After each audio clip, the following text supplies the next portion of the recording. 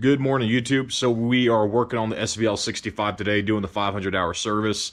I'm not going to be working on the trailer because I'm still waiting for parts. I only ordered them like 2 days ago. So I'm going to get in the 65, get it warmed up, get it all pressure washed, get it all cleaned up, and get it back over here in my garage and start doing the service on it. So we're changing all the filters, hydraulic, oil, fuel filters, air filters, stuff like that. But if you guys are curious on how long it took and what was involved and what you got to do, hopefully this is the video that will work for you and help you out to figure out what you need to do.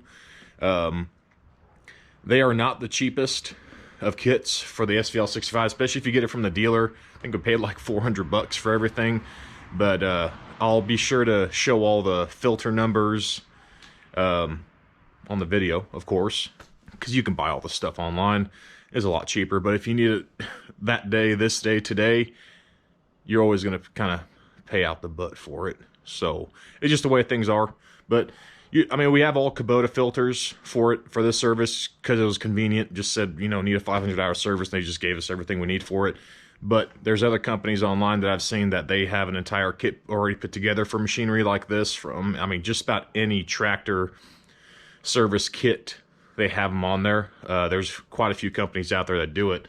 But for the most part, we have just a bunch of Kubota filters. I've always used Baldwin, Wix, Donaldson filters. They're all great filters, and they're OEM quality. So that's about it for right now. I gotta warm up the 65 and pressure wash it, get it all cleaned up. I think I just said that already. So I'm gonna do that now before I keep on rambling. Almost like shit.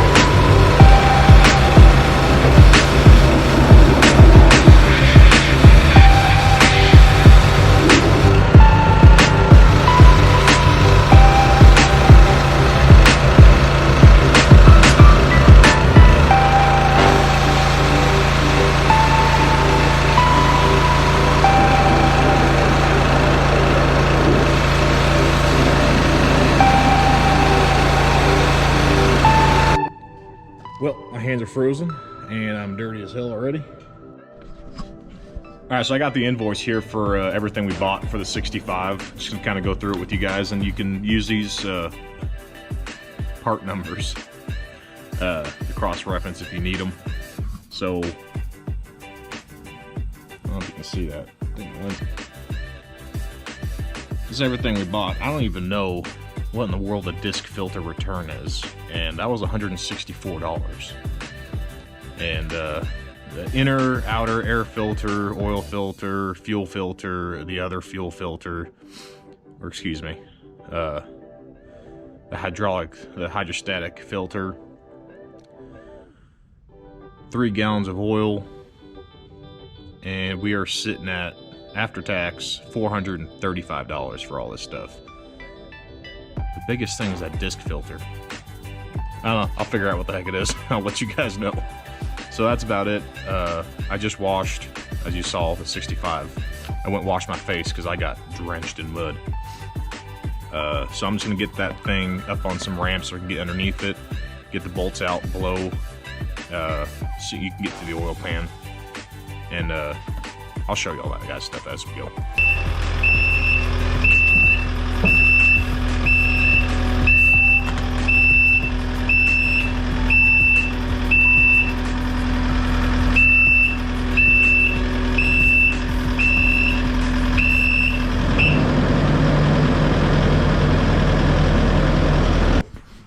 believe it or not, these ramps are good for 12,000 pounds each. So I feel more uncomfortable putting a 7,000 pound machine on them.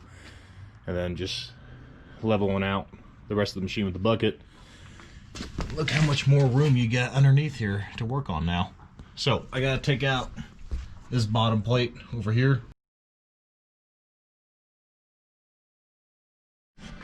So hopefully you saw what I did there. You got 3 bolts. If I aim that camera right. You got 2 over there, 1 over here. Then you got these rollers. Just slide this back until it stops. There's some stops right back here.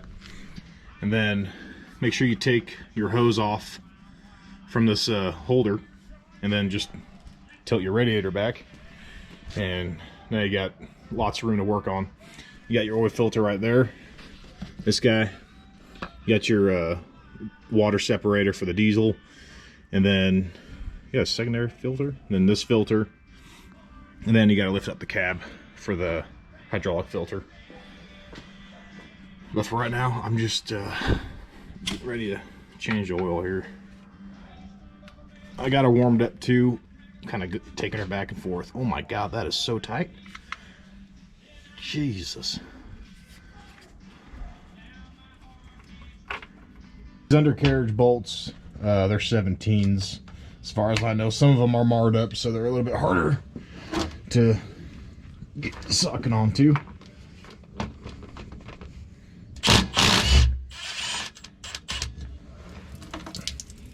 Nice and mucky.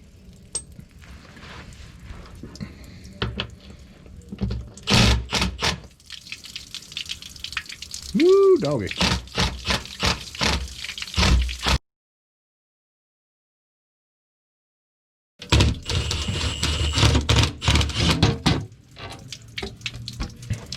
It's a big old sucker. I think might be a 7/8, but a 22 fits on it really well.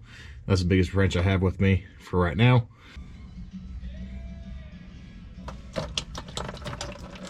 What a terrible design. Why? Just why? So, as I'm waiting for that to drain, go ahead and take off the oil filter, just like any other stuff that you got to do.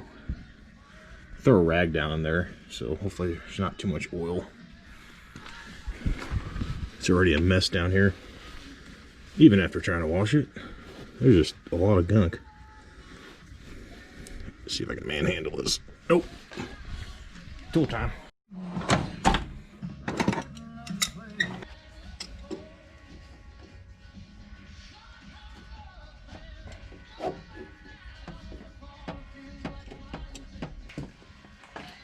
Alright, I got this filter primed up with a little bit of oil. I can't put too much because it sits sideways. It's always good to do that. Keep it from doing a dry start, and you know, of course, lube up the gasket on the filter. So I'm just going to try to swap these out right away. Oh yeah.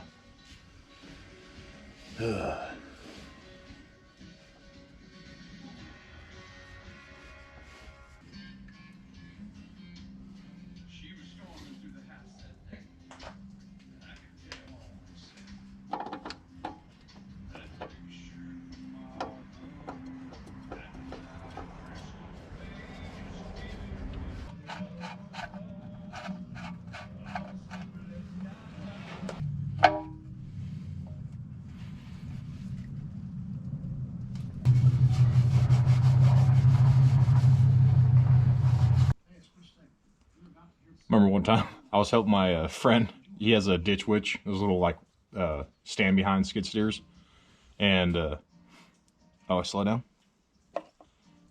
Cover that a little bit. All right. Help him do the service on it, and he was giving me shit the entire day. So I go, put all the oil in there, you know, drain it out, put the new oil in there, and start it up. I'm like, cool, good. Oh shit, turn it off. He's like, what? Like, that's what you get. He's like, you gave me a heart attack. I'm like, good. You thought you left the drain plug out or something. So I know usually close off this petcock so you stop the diesel fuel from going down. And then see if we can manhandle this filter off. Probably not. On that one, no? No, this one does not. Oh yeah, the wrench. Here. Get it down here pretty well. gold it.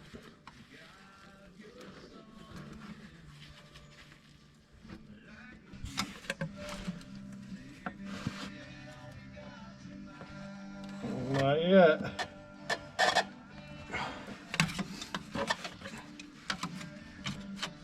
I really hope that's the right filter. This one's going to get destroyed. Oh my God. This is supposed to be that tight. We're going. That's no left. grease. Nancy put that on there. Yeah, jeez. There, it's gone. Oh my God. Oh, you want to prime up the other one? Yep. It just pressurizes the hose. You can just dump it in there.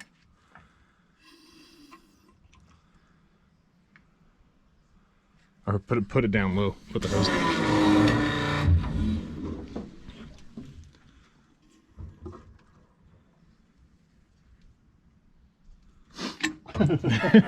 Over here, do this. Changing out the hydraulic filter. Oh. When in doubt, hammer it out.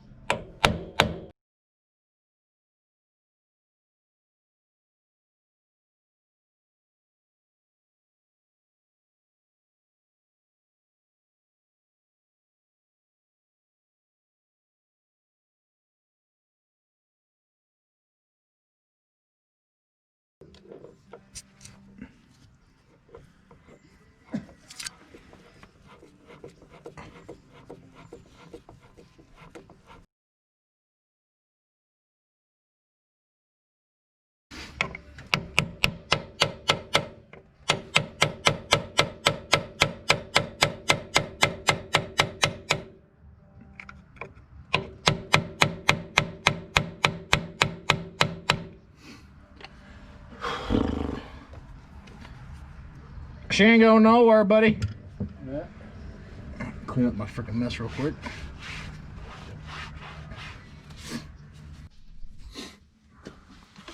Change out these air filters here.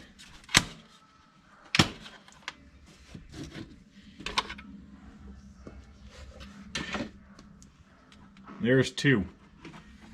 You don't need to change the secondary one all the time, but definitely change your primary. That secondary is pretty dirty also. That's supposed to be blue. You can kind of see a tint on there with that light. Yeah.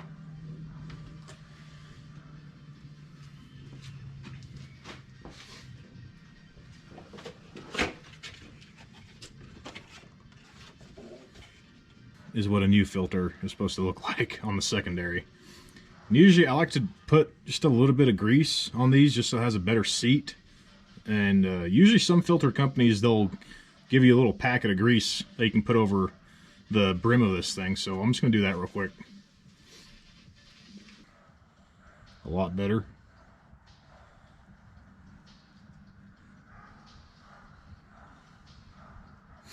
Something like that. And then just wipe off all the excess. You don't want that going inside the filter system, because then any small particulates of dirt can get caught. You're just going to add up more and more and more.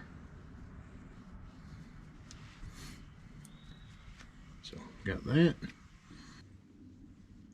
there.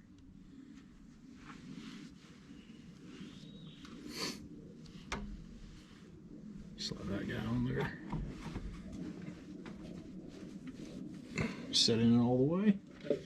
Make sure this guy is free and clear of debris. Just pop the cap back on.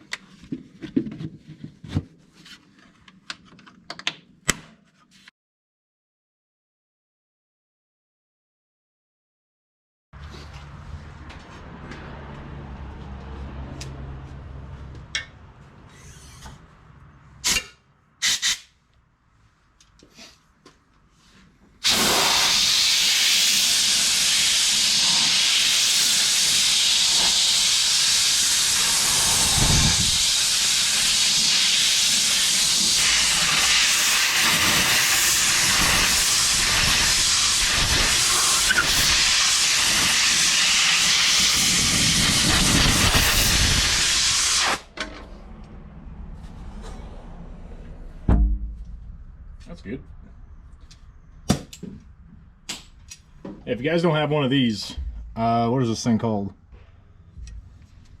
Air comb is what this thing is. And there's a bunch of jets. You got 5 holes right here.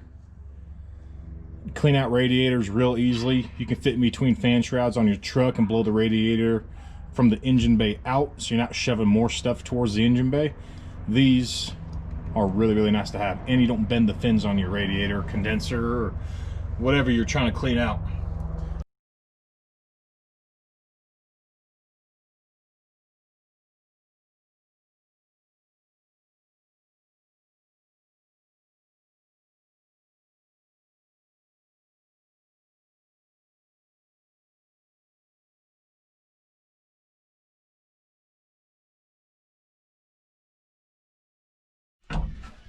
All right, just got back with the correct fuel filter.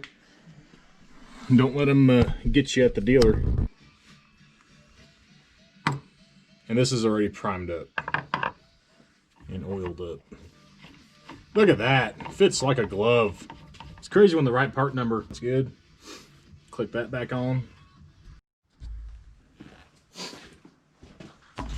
So I went ahead, had to adjust this V-belt here.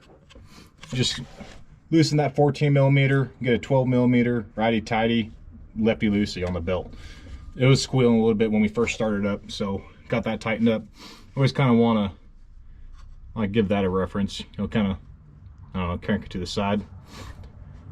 No more than 3/4 inch play typically. And the main serpentine belt down here, that one's still good. And just got the fuel filter on, turned the petcock back on to give fuel to the machine. That's tight. Oil checker tube plug a thingamajigger is good. Oil's checked. Air filters are both good. And I also sprayed out the radiator, or sprayed it out, used the air gun, blew that out. So we're gonna get all this stuff back together.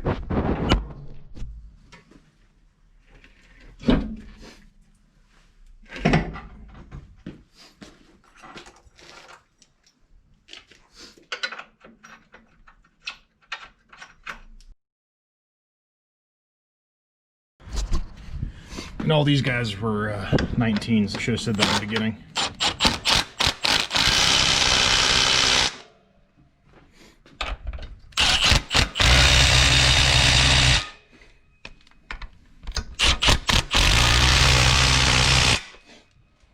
Around. Cool. All right, so I forgot to record it, but we changed the gear oil in the final drives on both sides. Just make sure you have a position like this so you have your drain, you have your fill, and then breather. And then when it starts coming out of that hole, then you know it's full. Stop filling it up and cap that off.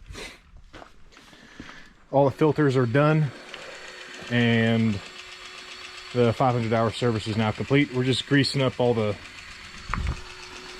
zerts right now.